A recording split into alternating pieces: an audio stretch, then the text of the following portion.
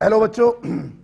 तो आप लोगों ने कल रेजोनेंस अच्छे से रिवाइज किया होगा और रेजोनेंस के मैंने दो एप्लीकेशन भी आपको कराए थे कि resonance alters the bond length और sulphonic acid is stronger than carboxylic which is more stronger than phenol.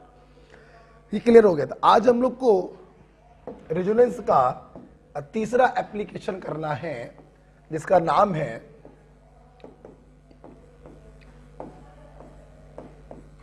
Aromatic compound and बेटा anti aromatic compound.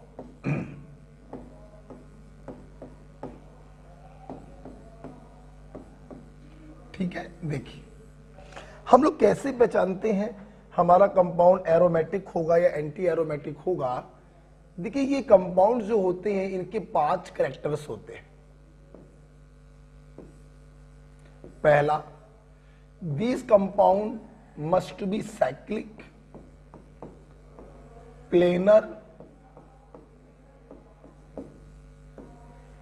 completely conjugated,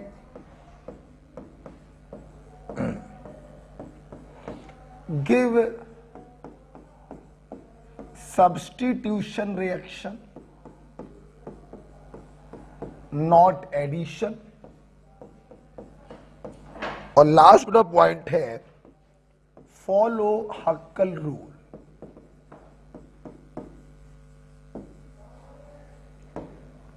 follow हक्कल rule. तो ऐसे कंपाउंड जो इन 5 प्रॉपर्टी को फॉलो करते हैं हम उनको एरोमेटिक कहते हैं, और यही बेटा 5 प्रॉपर्टी एंटी एरोमेटिक की भी होती हैं। They are also cyclic, planar,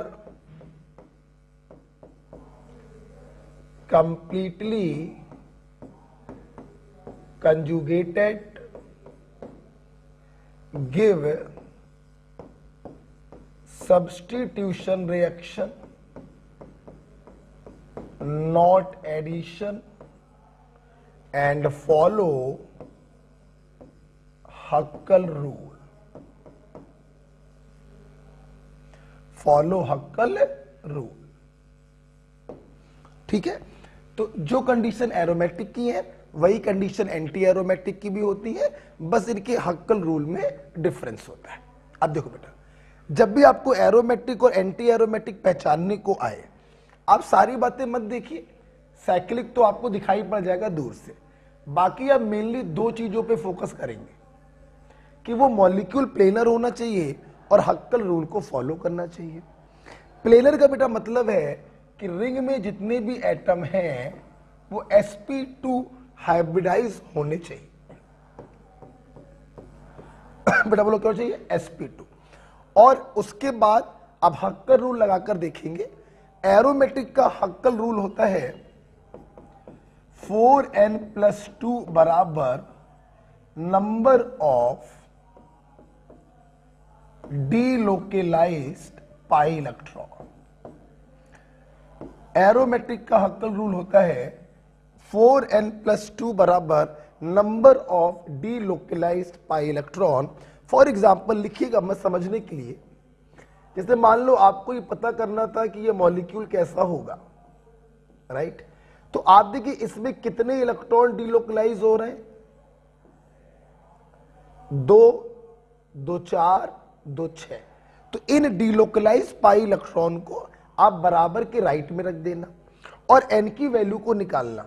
अगर n की वैल्यू कोई होल नंबर आती है इंक्लूडिंग 0 तो समझ जाना वो कंपाउंड एरोमेटिक है।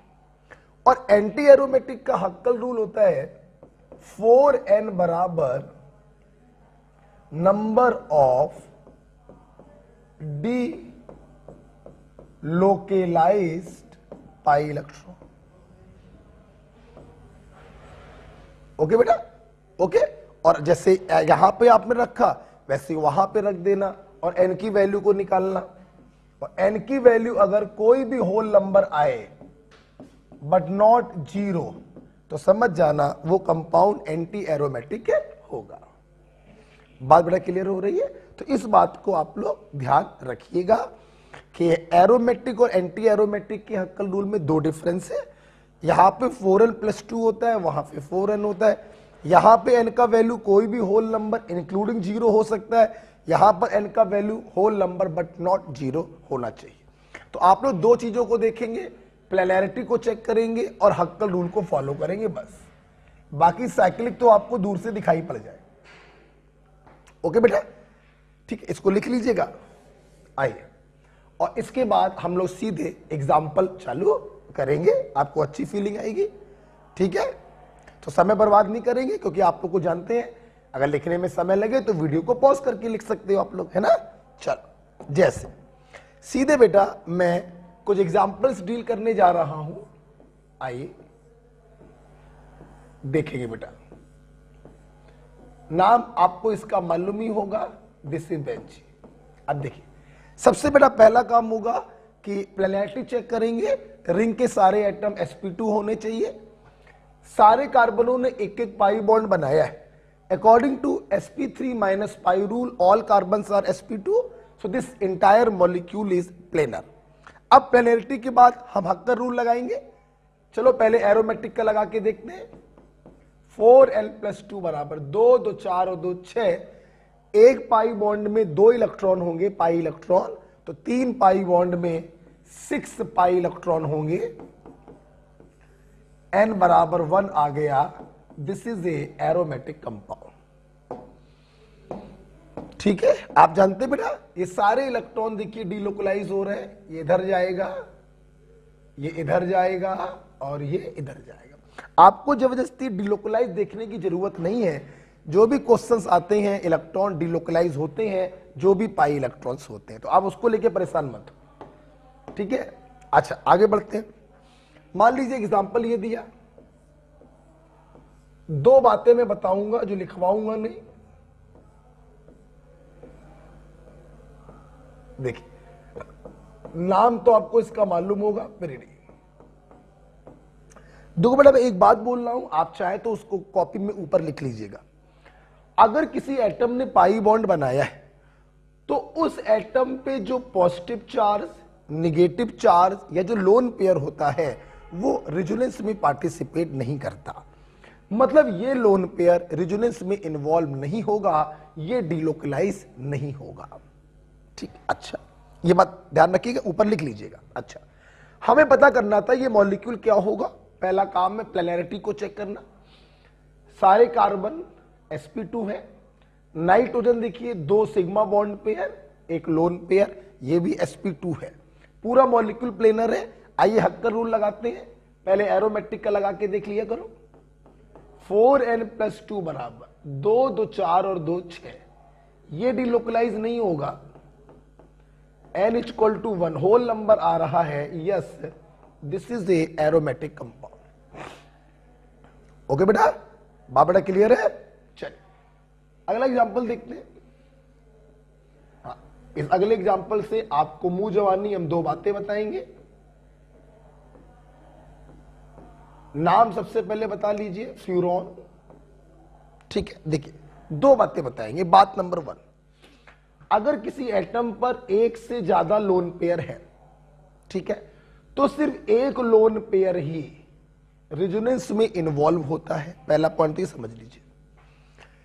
यहां पे बताया था किसी एटम ने पाई बॉन्ड बनाया होगा तो लोन पेयर डिलोकलाइज नहीं होगा, ना पॉजिटिव ना नेगेटिव, कुछ भी डिलोकलाइज नहीं होगा, सिर्फ पाई पाई कंजुगेशन शो करेगा। अगर किसी एटम पर एक से ज्यादा लोन पेयर है तो सिर्फ एक लोन पेयर ही डिलोकलाइज होता है। बात नंबर 1 हो गई। बात नंबर 2, बेटा जो चीज डिलोकलाइज हो गई मतलब उस चीज ने उस एटम को छोड़ दिया। जब उस चीज ने उस एटम को छोड़ दिया तो वो चीज उस एटम का पार्ट नहीं है। ये बिल्कुल वैसी बात है कि कोई एक्सीडेंट हुआ और किसी इंसान का एक हाथ कट गया। अब जो हाथ कट गया वो उसकी बॉडी का पार्ट नहीं माना जाएगा। कहना ये चाहती हैं जो लोन पेयर डीलोकलाइज हो जाते हैं फिर वो हाइब्रिडाइजेशन में काउंट नहीं होते।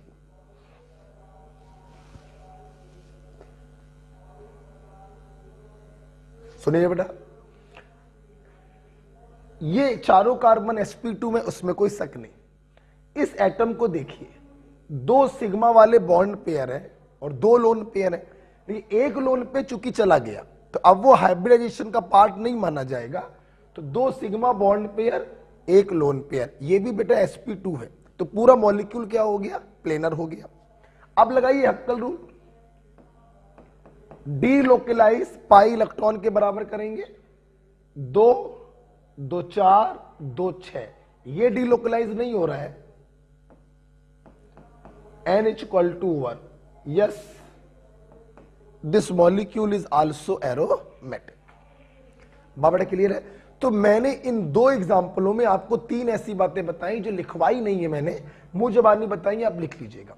फिर से रिवाइज कराना चाहूंगा। लेकिन अगर किसी एटम ने पाई बॉन्ड बनाया है तो उस एटम पे रखे लोन पेयर पॉजिटिव और नेगेटिव डीलोकलाइज नहीं होते। पॉइंट नंबर 2, अगर किसी एटम पर एक से ज्यादा लोन पेयर है तो सिर्फ एक लोन पेयर ही डीलोकलाइज होगा। पॉइंट नंबर 3, जो लोन पेयर डीलोकलाइज हो जाते हैं वो हाइब्रिडाइजेशन में काउंट नहीं किए जाते। राइट बेटा? चलिए, अगर आपको ये समझ में आ गया है तो तीसरा एग्जांपल आप खुद करिएगा वीडियो को पॉज करके। मान लीजिए मैंने आपको ये एग्जांपल दिया, ये दिया, मैंने आपसे पूछा बताइए मॉलिक्यूल कैसा है, पॉज करके खुद सोचिएगा, फिलहाल मैं बताने जा रहा हूं। sp2 sp2 sp2, ये सब sp2। अच्छा, ये लोन पेयर डीलोकलाइज नहीं होगा क्योंकि इसने पाई बॉन्ड बनाया।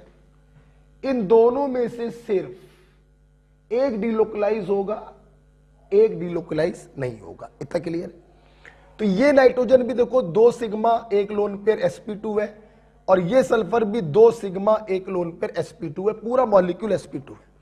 अब लगाइए हक्कल रूल, 4n+2 बराबर डीलोकलाइज पाई इलेक्ट्रॉन, 2 2 4 2 6, n बराबर 1, yes this molecule is also aromatic. Okay बेटा? बाबड़ा क्लियर हो रही है? चलिए और देखते बेटा, और देखते हैं।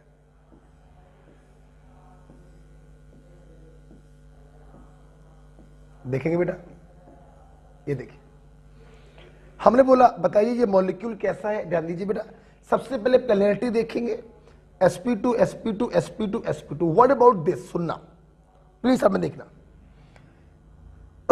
कार्बन की 4 वैलेंसी होती है, किसी एक वैलेंसी को काटकर तुमने माइनस लगाया, इसमें कोई शक नहीं है कि तीसरी वैलेंसी पर हाइड्रोजन होगा, कोई शक नहीं। देखिए बेटा, ये जो कार्बन है 3 सिग्मा, नेगेटिव का मतलब बेटा लोन पेयर ही होता है। तो अगर देखा जाए तो ये sp3 है, नो डाउट। लेकिन अभी अभी मैंने यहां पर आपको समझाया था, ये वाला जो नेगेटिव है, आप अगर ध्यान से देखें तो ये रेजोनेंस में इन्वॉल्व हो रहा है, और अगर रेजोनेंस में इन्वॉल्व हो रहा है तो हम इस नेगेटिव को इस कार्बन का पार्ट नहीं मानेंगे। मतलब ये कार्बन भी sp2 ही माना जाएगा। क्लियर?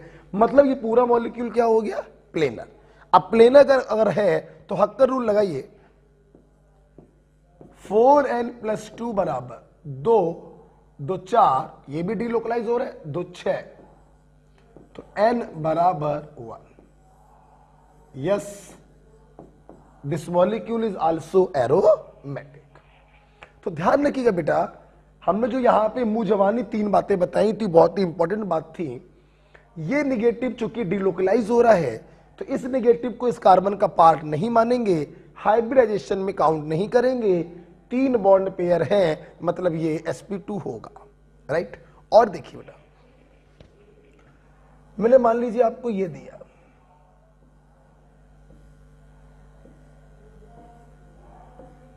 नेगेटिव नेगेटिव, ध्यान दो। सबसे पहले देखेंगे प्लेनरिटी को, sp2 sp2, नेगेटिव डीलोकलाइज हो रहा है। अगर नेगेटिव डीलोकलाइज हो रहा तो आप देख चुके हैं कि वो sp2 होता है। ये क्यों डीलोकलाइज हो रहा है आप देख सकते हैं, एक एटम जिस पर नेगेटिव चार्ज, दूसरे जुड़ा सिंगल से, दूसरे और तीसरे के बीच में डबल बॉन्ड, ये पक्का डीलोकलाइज होगा। तो तो ये भी sp2 हुआ और ये भी sp2 हुआ, प्लेनर हो गया। लगाइए हक्कल रूल, 4n + 2 बराबर 2, 2 4, 2 6, n बराबर 1। Yes, this molecule is also aromatic. Okay बेटा, और देखते हैं। मैंने ये दिया, मैंने पूछा बताइए ये क्या है। आप देखिए sp2 ये निगेटिव भी रेजोनेंस में पार्टिसिपेट कर रहा, मतलब ये निगेटिव डिलोकलाइज हो रहा, मतलब इस कार्बन का हाइब्रिडाइजेशन भी sp2 होगा। पूरा मॉलिक्यूल प्लेनर है। अब लगाते हैं हक्कर रूल, पहले एरोमेटिक का लगा के देखते हैं। 4n + 2 बराबर 2 और 2 4, n बराबर 0.5, मतलब ये क्लियर है कि ये एरोमेटिक नहीं होगा। अब एरोमेटिक नहीं होगा तो एक बार एंटी एरोमेटिक का लगा के देखो। 4n बराबर 4, n बराबर 1। यस, ये मॉलिक्यूल क्या होगा, एंटी एरोमेटिक। जिस हक्कल रूल को फॉलो कर लेगा वो वैसा हो जाएगा। एरोमेटिक वाले को फॉलो किया तो एरोमेटिक हो जाएगा, एंटी एरोमेटिक वाले को फॉलो किया तो एंटी एरोमेटिक हो जाएगा। क्लियर बेटा? अच्छा, अब इसी में मैं आपको एग्जांपल और कराता हूं, इसी में देखिएगा, एक एग्जांपल में और कराता हूं।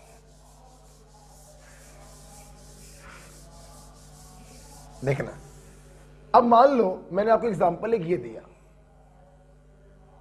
ये दे दिया, मैंने पूछा बताइए ये एरोमेटिक है कि नहीं है। ध्यान से देखिएगा, ये 2 कार्बन sp2 में कोई संदेह नहीं, लेकिन ये वाला जो कार्बन है ये आपका देखिए sp3 है। भाई निगेटिव होता तो निगेटिव डिलोकलाइज हो जाता तो sp2 हो जाता, प्लस होता तो sp2 हो जाता, पाई बॉन्ड इस कार्बन ने बनाया होता तो sp2 हो जाता, लेकिन यहां तो एज सच कुछ भी नहीं है, मतलब ये sp3।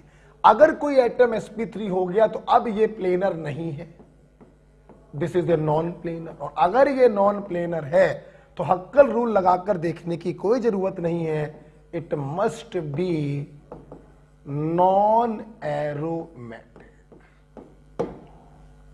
कुछ भी सोचने की आवश्यकता नहीं है, फिर ये ना एरोमेटिक हो सकता ना एंटी एरोमेटिक होगा, it must be non aromatic. Okay बेटा,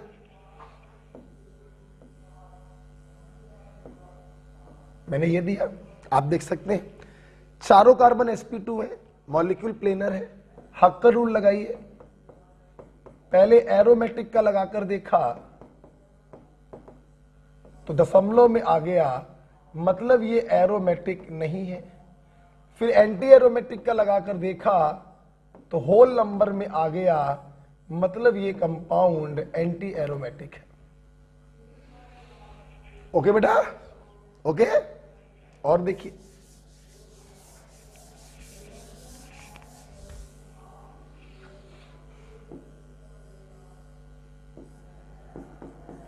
ये दिया,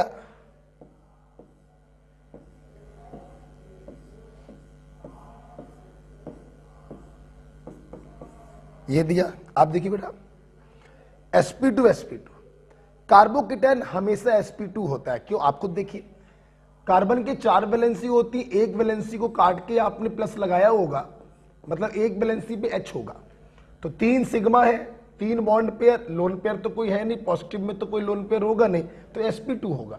तो कार्बोकेटायन में तो कभी टेंशन लेने की जरूरत ही नहीं होती, वो sp2 होता है।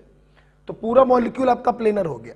लगाइए हक्कर रूल, 4n + 2 बराबर 2, n बराबर 0। एरोमेटिक में 0 पॉसिबल है, मतलब ये एरोमेटिक होगा।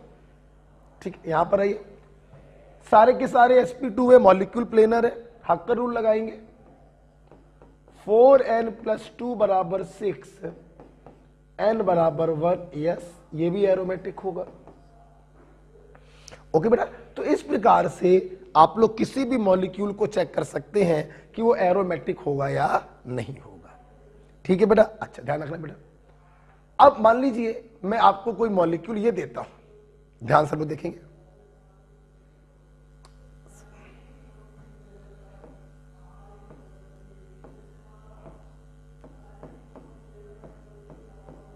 मैंने आपको कोई मॉलिक्यूल ये दिया, ये दिया, ठीक है। मैंने पूछा बताइए क्या, ध्यान दीजिए सब लोग बेटा, sp2 sp2 sp2 sp2, इसको देखिए, ध्यान दीजिए बेटा, लोन पेयर डीलोकलाइज हो रहा है। अगर लोन पेयर डीलोकलाइज हो रहा है तो ये हाइब्रिडाइजेशन में काउंट नहीं होगा, इसलिए नाइट्रोजन के पास 3 बॉन्ड पेयर है तो ये भी sp2 है, पूरा मॉलिक्यूल आपका प्लेनर है। लगाइए हक्कल रूल, 4n+2 बराबर डीलोकलाइज पाई इलेक्ट्रॉन, 2 2 4 और 2 6, n बराबर 1, yes this is also aromatic. Okay बेटा, तो इस प्रकार से आप किसी भी मॉलिक्यूल को चेक कर सकते हैं कि वो एरोमेटिक होगा या नहीं होगा, राइट बेटा। चलिए इसमें बेटा मैं आपको अब 2 एग्जांपल और कराना चाहूंगा, देखेंगे सब लोग। तो सबसे पहले बच्चों देखते हैं हम लोग प्लेनैरिटी को, अगर वो प्लेनर है तभी हक्कल रूल लगाइएगा, क्योंकि अगर वो नॉन प्लेनर हो गया तो हक्कल रूल लगाने की कोई जरूरत नहीं है, मॉलिक्यूल नॉन एरोमेटिक होगा, राइट। जैसे और देखते हैं,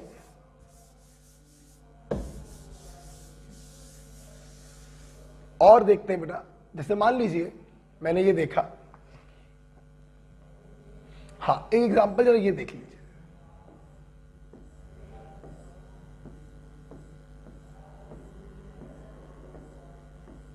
और मैंने ब्रैकेट लगाकर ऐसे -2 लगाया। देखो बेटा, जब कार्बन के ऊपर निगेटिव चार्ज हम लगाते हैं डायरेक्ट, तो each negative is consider as lone pair equivalent to 2 electron. परंतु बेटा जब निगेटिव चार्ज इस प्रकार से ब्रैकेट के ऊपर लगा हो तो each negative is equivalent to 1 electron. ये बात ध्यान रखिएगा। अगर ये निगेटिव किसी कार्बन पर लगा होता तो वो 2 इलेक्ट्रॉन के बराबर होता, लेकिन ब्रैकेट के ऊपर लगा हुआ है तो वो 1 इलेक्ट्रॉन के बराबर होगा, राइट। हमें पता करना था ये कैसा होगा। सबसे पहला काम प्लेनैरिटी को चेक करना, सबके सब sp2 है, प्लेनर है। हक्कर रूल, 2 2 4 2 6 2 8 और 2 10, 1 निगेटिव 1 इलेक्ट्रॉन, 2 निगेटिव 2 इलेक्ट्रॉन, 8 और 2 10, n बराबर 2, yes this is aromatic. Clear बेटा, बाबड़े क्लियर हो गई है। चल अब एक स्पेशल एग्जांपल भी कराएंगे इसी के बगल में, जरा इस स्पेशल एग्जांपल को देखिए। मैंने आपसे पूछा ये मॉलिक्यूल, ध्यान रखिए बेटा ब्रैकेट नहीं लगाया, मैंने आपसे पूछा बताइए मॉलिक्यूल कैसा है, तो आपने क्या किया, सबसे पहले प्लेनैरिटी को देखा, मॉलिक्यूल प्लेनर है, फिर आपने हक्कर रूल लगाया। इतने एग्जांपल करा दिए, आप समझ गए होंगे एंटी एरोमेटिक वाला हक्कर रूल लग जाएगा। एरोमेटिक में तो फ्रैक्शन वैल्यू आएगी, लेकिन एंटी एरोमेटिक में हक्कर रूल लगेगा और ये मॉलिक्यूल कैसा हो जाएगा, एंटी एरोमेटिक हो जाएगा। तो आपने जब इस मॉलिक्यूल में अपना फंडा लगाया तो ये प्लेनर है और एंटी एरोमेटिक के हक्कल रूल को फॉलो कर रहा, तो ये एंटी एरोमेटिक है। तो मैं अपने बच्चों को बताना चाहूंगा ये स्पेशल केस है, ये जो कुछ भी आपने किया है ये गलत है। एक्चुअली बेटा ये जो मॉलिक्यूल है इसका नाम आप लिख सकते हैं साइक्लो ऑक्टा 1357 टेट्राइन। ये जो बेटा मॉलिक्यूल होता है, actually this molecule is non planar, tub shaped. ये मॉलिक्यूल आपको देखने में प्लेनर दिखाई पड़ रहा है, लेकिन वास्तव में बेटा ये नॉन प्लेनर टब शेप्ड होता है। और नॉन प्लेनर टब शेप्ड होने के कारण it is neither aromatic nor anti aromatic, it is actually non aromatic. Clear? इसका टब शेप्ड स्ट्रक्चर आप इसी के नीचे बनाइएगा, मैं राइट में बना दे रहा हूं।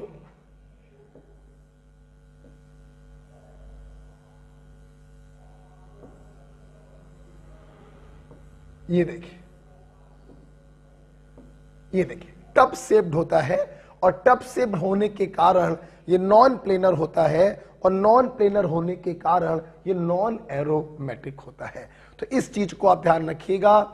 साइक्लोऑक्टाटेट्राईन, अगर ये पॉइंट आपको ना पढ़ाया जाता तो गारंटी है आप इसको एंटी एरोमेटिक बोलते, लेकिन एक्चुअली बेटा ये एंटी एरोमेटिक नहीं होता है, it is a non planar, so non aromatic. Okay बेटा, तो इस प्रकार से हम लोगों ने काफी सारे एग्जाम्पल करे कि एरोमेटिक कौन होगा, एंटी एरोमेटिक कौन होगा। लास्ट में बेटा हम जाते जाते आपको एक बात और बताना चाहेंगे, लास्ट में आपको एक बात और बताना चाहेंगे कि आपने अभी हमसे 3 प्रकार के कंपाउंड पढ़े, एरोमेटिक, एंटी एरोमेटिक और नॉन एरोमेटिक। आपको जान के खुशी होगी सबसे ज्यादा स्टेबल होते हैं, सबसे ज्यादा स्टेबल होते हैं एरोमेटिक कंपाउंड, उनसे लेस स्टेबल होते हैं नॉन एरोमेटिक कंपाउंड, और लीस्ट स्टेबल होते हैं बच्चों anti aromatic compound. This is the order of stability. Okay, this is the order of stability.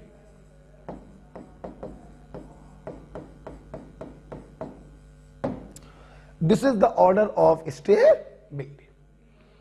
Okay बेटा, तो इस प्रकार से हम लोगों ने रेजोनेंस का तीसरा एप्लीकेशन खत्म किया, दैट इज एरोमेटिक और anti aromatic compound.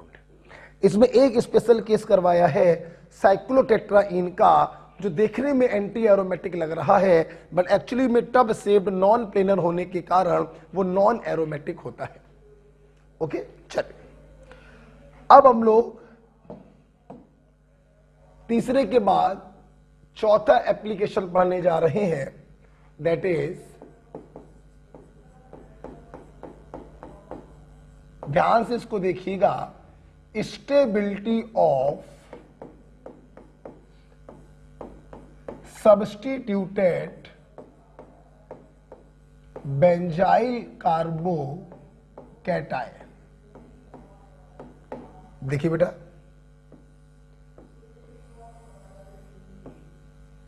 Stability of substituted benzyl carbocation, ध्यान दो सब लोग। देखिए बेटा, आपको बेंजाइल ग्रुप तो मालूम होगा, आईयूपीएससी में पढ़ाया था, इसे हम लोग बेंजाइल ग्रुप कहते हैं।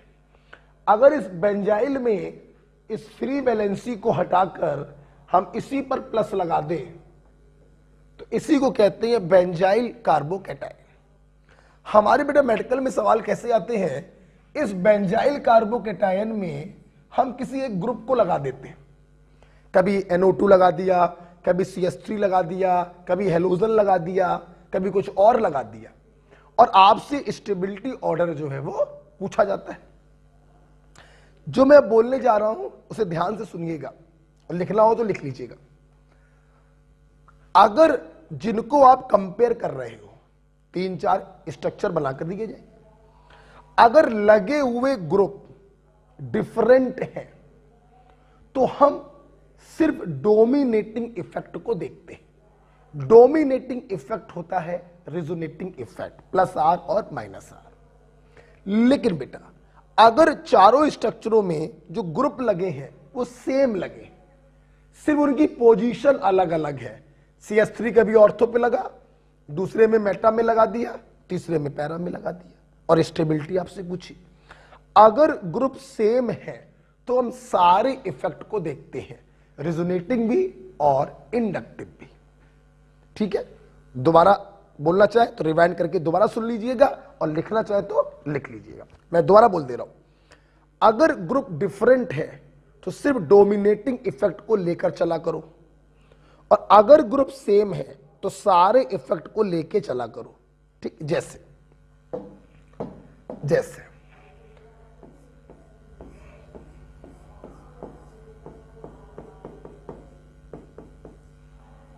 मैंने ये दिया,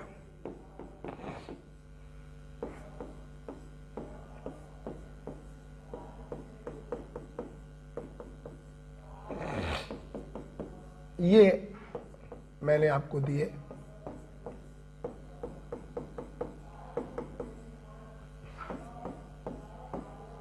और एक ग्रुप ये लगा दिया, और हमने पूछा इनका स्टेबिलिटी ऑर्डर बताइए। ग्रुप देखिए डिफरेंट लगे हुए हैं, तो डोमिनेटिंग इफेक्ट रिजोनेटिंग इफेक्ट को लेके चलेंगे। लोन पेयर के कारण it is plus R, hyper conjugation के कारण इट इज प्लस आर, यहां पे कोई इफेक्ट नहीं है, और पाई बॉन्ड के कारण it is minus R. According to पोरवाल्ट्रिक लाइक फेवर लाइक, प्लस वाले प्लस की स्टेबिलिटी बढ़ाते हैं और माइनस वाले प्लस की स्टेबिलिटी घटाते हैं। तो ये लीस्ट स्टेबल होगा और ये दोनों ज्यादा स्टेबल होंगे। अब इन दोनों में कौन ज्यादा स्टेबल होगा? तो आपको याद है प्लस आर पावर का ऑर्डर वही है जो रिंग एक्टिवेटिंग का ऑर्डर है, O minus NH2 OH OR NHAC फिर एल्काइल ग्रुप। तो OR का प्लस आर पावर ज्यादा होता है। अगर प्लस आर पावर ज्यादा है तो स्टेबलाइज ज्यादा करेगा। तो सबसे ज्यादा स्टेबल क्या हो गया? फर्स्ट वाला, उससे कम सेकंड वाला, और सबसे कम हो गया फोर्थ वाला। तो stability of substituted benzyl carbocation. Group चूंकि डिफरेंट थे तो हमने सिर्फ डोमिनेटिंग इफेक्ट को देखा है, राइट? अच्छा, अब जरा सुनना, मान लो बेटा मैं अगला एग्जांपल बना के दूं, आप इसको लिख चुके होंगे, ठीक है? अगला एग्जांपल देखिएगा। अब मैं सेम ग्रुप लगाने जा रहा हूं। अब मैं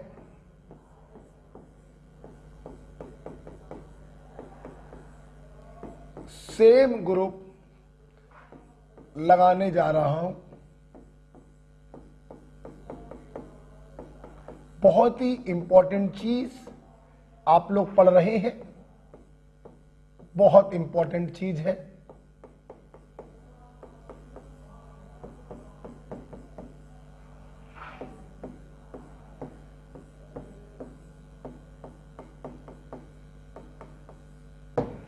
जब बेटा ग्रुप आपने सेम लगा दिए हैं तो हम लोग सिर्फ देखेंगे, सारे इफेक्ट को देखेंगे। देखिए, हाइपर कंजुगेशन के कारण मिथाइल ग्रुप प्लस आर होता है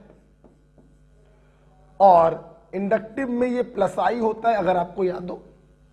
मेटा पोजीशन पे लगा ग्रुप कभी भी रिजोनेटिंग इफेक्ट को शो नहीं कर सकता, ये भी प्लस आर और प्लस आई होगा, यहां पर एज सच कोई इफेक्ट नहीं। अब देखिए, लाइक फेवर लाइक, प्लस वाले कार्बोकैटायन की स्टेबिलिटी को बढ़ाते हैं। हमारे स्टूडेंट देख सकते हैं बच्चों, ये कौन सा दिया आपको हमने? ऑर्थो दिया है, ऑर्थो सब्स्टिट्यूटेड है, ये मेटा सब्स्टिट्यूटेड है, ये पैरा सब्स्टिट्यूटेड है, और इसको मैंने फोर्थ बोल दिया, ठीक? अब देखिए, ऑर्थो मेटा पैरा में कार्बोकैटायन किसी न किसी फैक्टर से स्टेबलाइज हो रहा है, जबकि चौथे वाले में कोई भी स्टेबलाइजिंग फैक्टर नहीं है, तो चौथे वाले की स्टेबिलिटी सबसे कम होगी। ऑर्थो और पैरा में दो दो स्टेबलाइजिंग फैक्टर हैं, जबकि मेटा में एक स्टेबलाइजिंग फैक्टर है, तो मेटा की स्टेबिलिटी ऑर्थो और पैरा से कम होगी। अब ऑर्थो और पैरा को कैसे कंपेयर करें, ध्यान दीजिए। देखो बच्चों, रिजोनेटिंग इफेक्ट डिस्टेंस डिपेंडिंग नहीं होता, लेकिन इंडक्टिव इफेक्ट डिस्टेंस डिपेंडिंग होता है। CH3 बिल्कुल बगल में लगा है तो प्लस आई पावर यहां पर मैक्सिमम होगी और यहां पे प्लस आई पावर मिनिमम होगी। एम आई राइट? मतलब ऑर्थो वाला जो CH3 है अपने इंडक्टिव इफेक्ट से कार्बोकैटायन को ज्यादा स्टेबलाइज करेगा, तो पैरा की तुलना में ऑर्थो की स्टेबिलिटी ज्यादा होगी। This is the order of stability. चौथे वाले में कोई भी स्टेबलाइजिंग फैक्टर नहीं है, मेटा वाले में एक है, ऑर्थो और पैरा में ऑर्थो वाले में प्लस आई पावर ज्यादा होने के कारण वो ज्यादा स्टेबल होगा in comparison to para. This is the order of stability. बहुत इंपॉर्टेंट चीज आप लोग पढ़ रहे हैं, ध्यान से पढ़िएगा या फिर वीडियो को दोबारा सुन लीजिएगा अगर कहीं पर कोई डाउट आए तो। ठीक है, आइए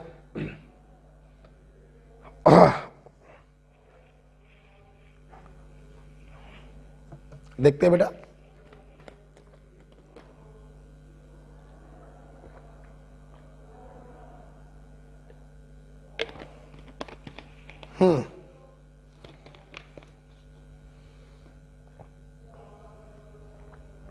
अगला बेटा एग्जांपल लेना चाहेंगे, इसको बनाना चाहेंगे।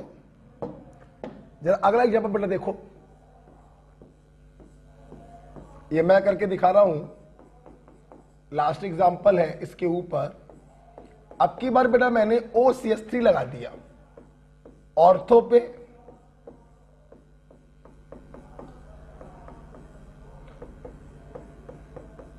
मेटा पे और पैरा पे।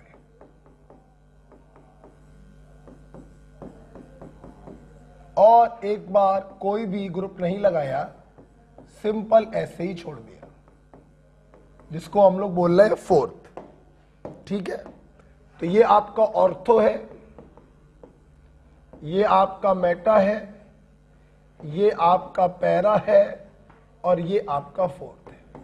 ठीक है, देखो बेटा, चूंकि बेटा ग्रुप क्या लगे हुए हैं, सेम लगे हुए हैं, तो हम दोनों इफेक्ट को देखेंगे।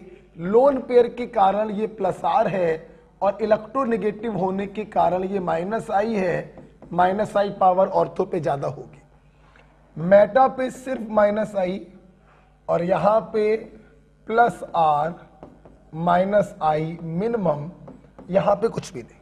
अब देखो बेटा, अब की बार मैंने एक ऐसा ग्रुप लगाया है जिसका रेजोनेंस और इंडक्टिव एक दूसरे के अपोजिट है, ऐसा ग्रुप लिया है, जानबूझ के लिया है।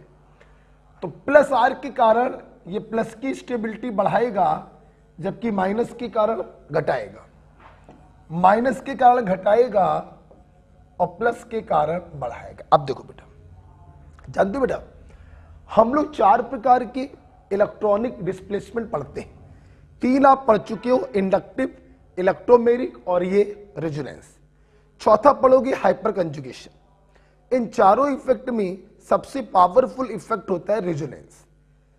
रेजोनेंस बच्चों जो करता है फिर वही होता है, दूसरे इफेक्ट उसकी बात को काट नहीं सकते। जैसे रेजोनेंस कह रहा है ये स्टेबलाइज होगा, इंडक्टिव कह रहा है ये डीस्टेबलाइज होगा, तो बात आप किसकी मानोगे? रेजोनेंस की, और ये ओवरऑल स्टेबलाइज माना जाएगा। उसी प्रकार से ये भी ओवरऑल स्टेबलाइज माना जाएगा। ठीक है, तो ध्यान से देखिए, ऑर्थो और पैरा ओवरऑल स्टेबलाइज हो रहे हैं, मेटा ओवरऑल डिस्टेबलाइज हो रहा, चौथे वाले में कुछ नहीं हो रहा। तो मेटा वाले की स्टेबिलिटी सबसे कम, चौथे वाले की स्टेबिलिटी उससे ज्यादा। अब ऑर्थो और पैरा को कैसे कंपेयर करें? स्टेबलाइजिंग फैक्टर दोनों में सेम है, यहां पर डीस्टेबलाइजिंग फैक्टर ज्यादा, तो ऑर्थो डीस्टेबलाइज कंपैरेटिवली ज्यादा होगा, तो ऑर्थो लेस स्टेबल होगा और पैरा मोर स्टेबल होगा। This is the order of stability. Okay बेटा, तो इस प्रकार से देखिए हमने हर प्रकार का केस आपको कराया और आपको समझाने का प्रयास किया कि कैसे क्या हो रहा है। अगर आपको ये चीज समझ में आई है तो एक अगला एग्जांपल हम दे रहे हैं, रफ कॉपी पे करिएगा, फेयर पे भी कर सकते हैं। ठीक है, इसको लिख लीजिए। मैंने कार्बोकेटाइन के ऊपर आपको केस बनाकर दिए हैं। अब अगला एग्जांपल मैं आपको कार्बन आयन के ऊपर दे रहा हूं, सोच के बताइएगा सब लोग। ओके बेटा, देखिए, ठीक है, आप लोग करिएगा। चलिए मेरे साथ साथ 4 बेंजाइल कार्बन आयन बनाइए। और अब की बार बेटा मैंने मान लो ग्रुप लगा दिया है NO2, मान लो।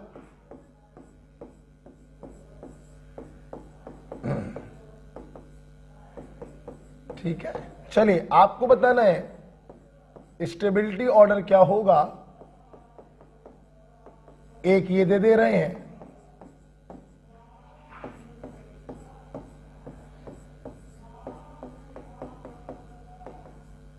एक ये दे दिया, ग्रुप सेम है तो दोनों इफेक्ट देखेंगे आप लोग, और एक मैं और दे रहा हूं, आपको करना है। मान लीजिए अब की बार डिफरेंट ग्रुप का केस दे रहे हैं।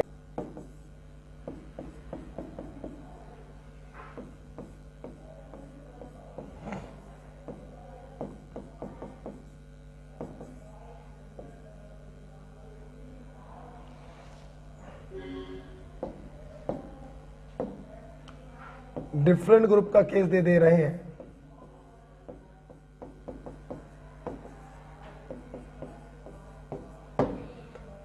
चलिए, आपको बताना है स्टेबिलिटी ऑर्डर क्या होगा, ये क्वेश्चन आपके लिए है।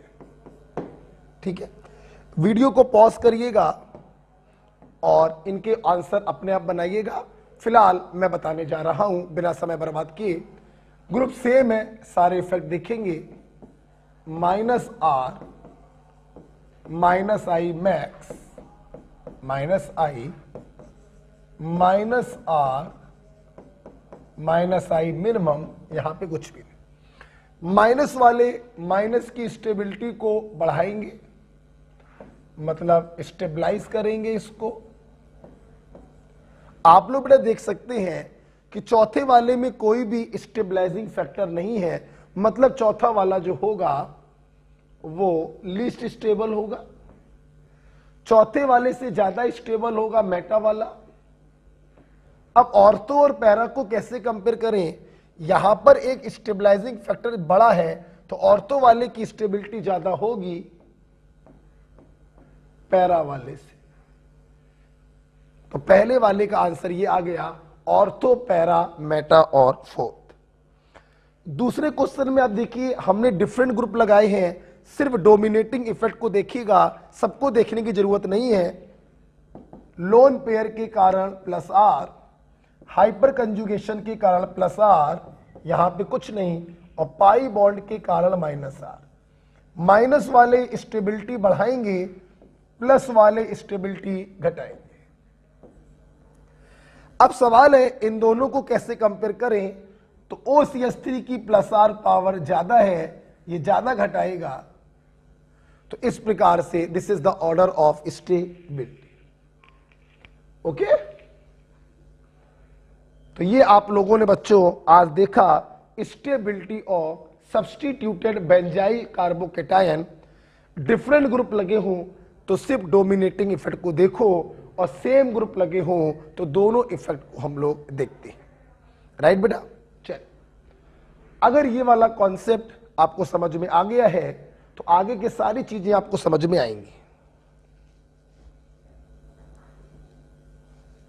ठीक है, चलिए बेटा हम लोग पांचवें एप्लीकेशन की तरफ जा रहे हैं। पांचवा बेटा एप्लीकेशन है acidic strength of substituted phenol. हाँ बेटा, ऐसे क्वेश्चन भी आपको एग्जाम में मिलेंगे कि आपको फिनॉल दिया जाएगा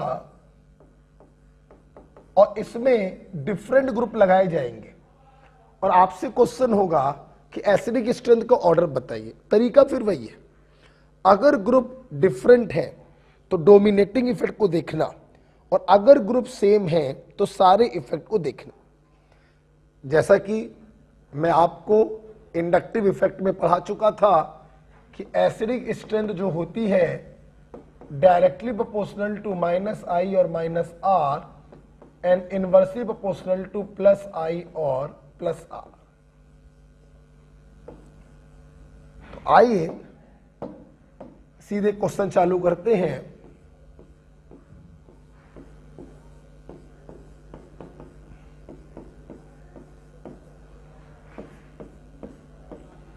पहला मैं एग्जांपल दे रहा हूं,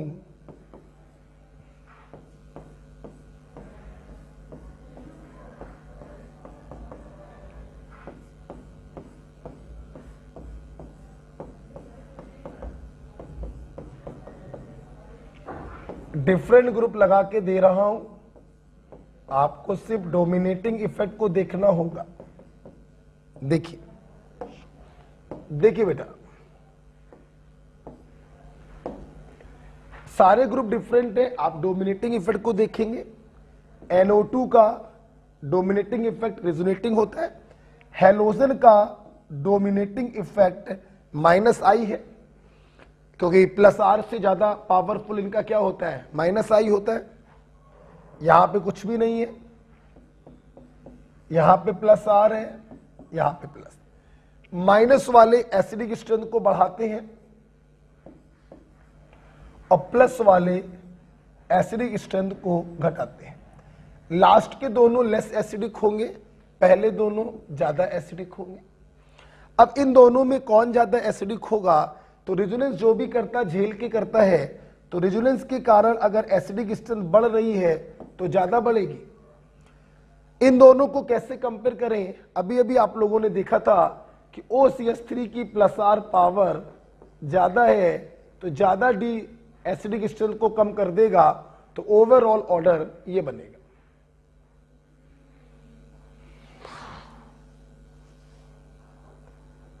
ओके, तो NO2 ने -R से एसिडिक स्ट्रेंथ को बढ़ाया है, Cl ने -I से बढ़ाया है, ये दोनों ज्यादा एसिडिक होंगे। यहां पे डिक्रीज होगा, ये कम एसिडिक होंगे। OCH3 की +R पावर ज्यादा है, ये एसिडिक स्ट्रेंथ को ज्यादा घटा देगा, तो लीस्ट एसिडिक होगा। Okay, acidic strength of substituted phenol, पहला एग्जांपल, उम्मीद करते हैं आपको समझ में आ गया। ओके बेटा, जिसको इसके पहला वाला समझ में आया था बेंजाइल कार्बोकेटायन वाला, अब उसको आगे कहीं पर भी प्रॉब्लम बेटा नहीं होगी। जैसे दूसरे एग्जांपल देखिए बेटा,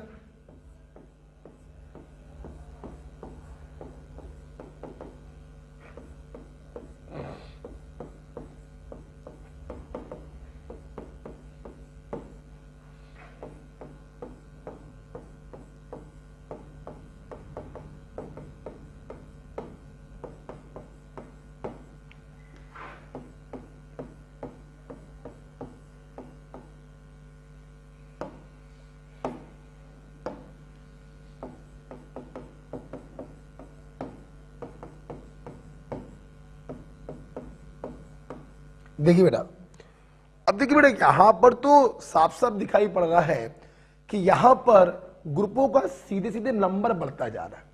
जब ग्रुपों का नंबर बढ़ता जा रहा है तो भी हम लोग सिर्फ डोमिनेटिंग इफेक्ट को देखते हैं। आप देखिए यहां पर NO2 का -R है, दो ग्रुप लगे हैं, 2 डबल -R है, और यहां पे ट्रिपल -R। माइनस वाले एसिडिक स्ट्रेंथ को बढ़ा देते हैं, यहां पे भयानक रूप से बढ़ेगी और यहां पर भी भयानक रूप से बढ़ेगी।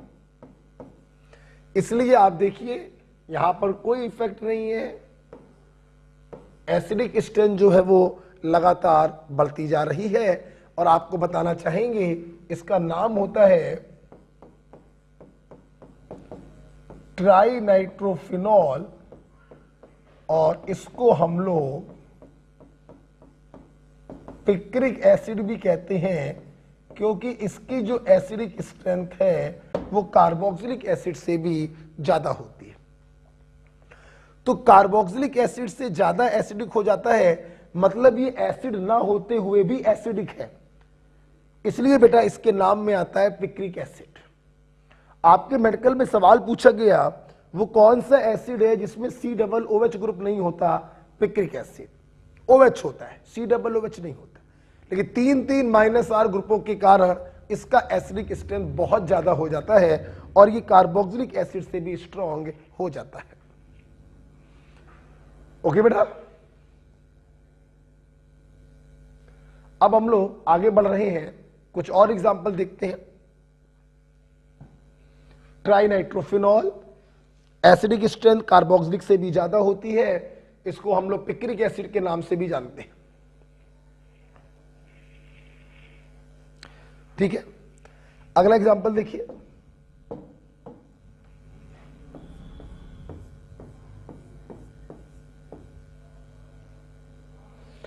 आपकी मैं सेम ग्रुपों को लगा रहा हूं,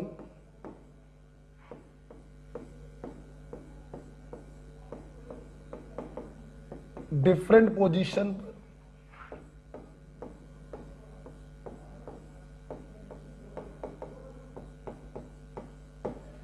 सेम ग्रुपों को लगा रहा हूं डिफरेंट पोजीशन पर।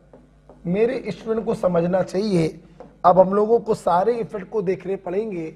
ये ऑर्थो नाइट्रोफिनॉल है, ये मेटा नाइट्रोफिनॉल है, ये पैरा नाइट्रोफिनॉल है, और इसको सिंपल हम फोर्थ बोल दे रहे हैं।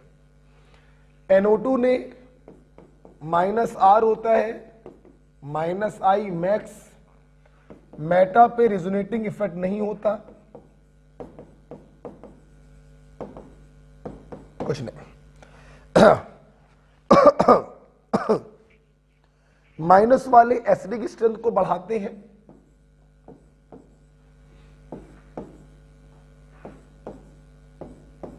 हमारे स्टूडेंट को दिखाई पड़ रहा होगा चौथे वाले में कोई भी स्टेबलाइजिंग बढ़ाने वाला फैक्टर नहीं है।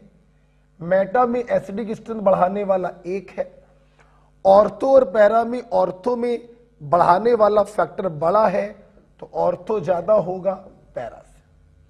मतलब आपने जब कॉन्सेप्ट से बनाया तो आपके एसिडिक स्ट्रेंथ का ऑर्डर ये आया। बच्चों ये ऑर्डर बिल्कुल सही है, बस इसमें एक छोटी सी गलती है जिसका नाम है चिलेटिंग इफेक्ट। ऑर्थो नाइट्रोफिनॉल में OH और NO2 के बीच में चिलेशन हो गया। चिलेशन के कारण H+ का रिमूवल जो है वो डिफिकल्ट हो गया। रिमूवल जब H+ का डिफिकल्ट हो गया, प्रोटॉन डोनेटिंग टेंडेंसी कम हो गई, तो एसिडिक स्ट्रेंथ भी थोड़ी सी क्या हो जाएगी, कम।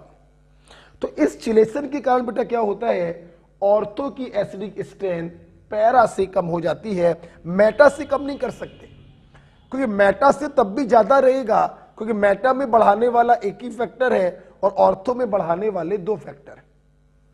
ये सिर्फ पैरा से कम होगा due to chelation in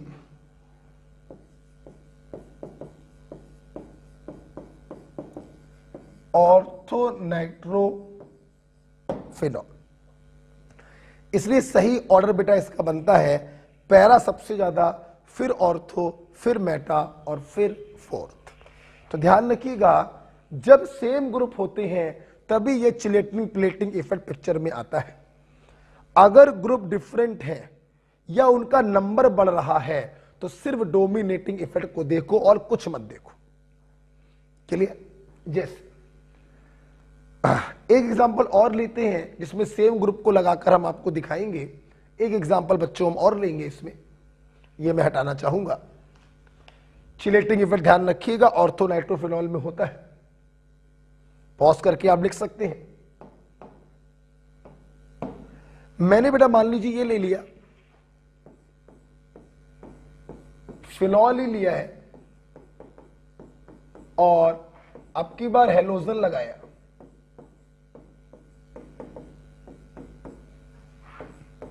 same halogen लगे। बच्चों एक बात ध्यान रखना, आपको अगर याद हो हेलोजन +R भी होते हैं और -I भी होते हैं, लेकिन इनका डोमिनेटिंग इफेक्ट होता है -I। मैं आपको बताना चाहूंगा हेलोजन का हमेशा हम लोग -I देखते हैं, इसके +R इफेक्ट को देखने की जरूरत ही नहीं है, सिर्फ -I इफेक्ट को देखते हैं, चाहे सेम लगे हो चाहे डिफरेंट लगे हो।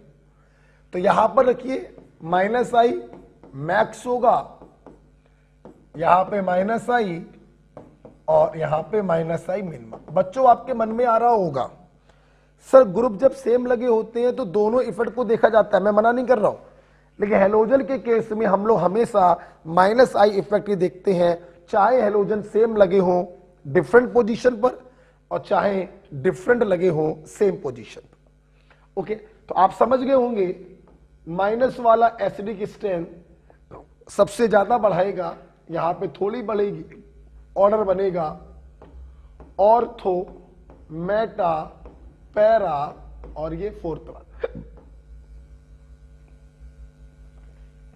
लेकिन बेटा एक बात और ध्यान रखना, ये ऑर्डर तभी तक है when halogen is Cl, Br और I।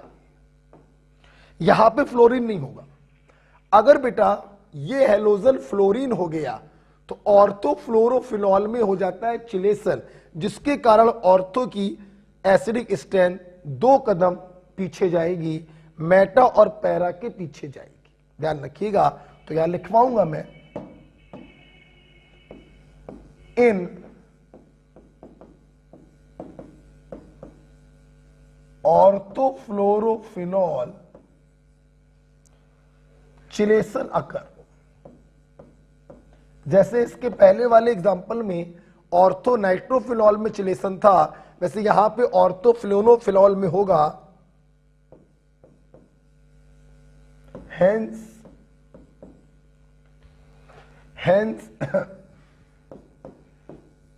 It's acidic strength decreases. और सही ऑर्डर क्या बन जाएगा, 2 कदम जाएंगे पीछे, ये बने। ओके, तो अगर बेटा हेलोजन फ्लोरीन हो जाएगा तो आपको इसको 2 कदम पीछे ले जाना पड़ेगा, और अगर हेलोजन उसके अलावा कोई होगा तो -I से सिंपल हम उसके एसिडिक स्ट्रेंथ का ऑर्डर जो है वो बना देंगे। ओके बच्चों, तो इसको बेटा बहुत अच्छे से आप करिएगा और सोचिएगा।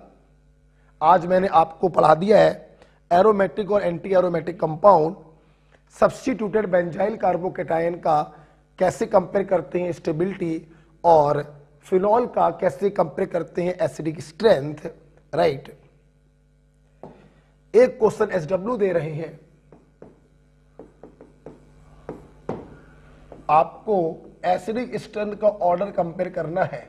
ध्यान रखिएगा बच्चों, हेलोजन के केस में हम लोग हमेशा -I इफेक्ट ही देखते हैं। हेलोजन के केस में हम लोग हमेशा -I इफेक्ट ही देखते हैं। आपको बताना है ऑर्डर ऑफ एसिडिक स्ट्रेंथ। मैं हिंट दे रहा हूं, जिसने थोड़ा सा केमिकल बॉन्डिंग पढ़ा होगा या जिसने इंडक्टिव इफेक्ट को अच्छे से देखा होगा वो ये सवाल कर लेगा। ठीक है, ये SW है। आज हम लोग अपनी क्लास को यहीं पर रोक रहे हैं। रिजोनेंस में बच्चों हम लोग को 2 एप्लीकेशन और पढ़ने हैं, सब्स्टिट्यूटेड बेंजोइक एसिड का एसिडिक स्ट्रेंथ और सब्स्टिट्यूटेड एनिलीन का बेसिक स्ट्रेंथ, और इसके बाद हम लोग पढ़ेंगे बेटा टॉटोमेरिज्म। तो अगली क्लास में हम सिर्फ 2 फैक्टर आपको और पढ़ाएंगे, और उसकी अगली क्लास में आपको टॉटोमेरिज्म पर वीडियो मिलेगा, या ये भी हो सकता है ये दोनों वीडियो आपको एक ही दिन मिल जाए या अलग अलग भी मिल सकते हैं। क्लियर बेटा? तो चलिए आप आज की क्लास यहीं पर स्टॉप करते हैं। जितना भी बेटा आपको पढ़ाया गया है आप इसको बार बार रिवाइज करिएगा, और रफ कॉपी पर अपने आप स्ट्रक्चर बना लिए, फेयर कॉपी बंद कर दी, अब अपने आप -R +I करके उसको देखिएगा। ओके बेटा, चलिए ओके बेटा, थैंक यू।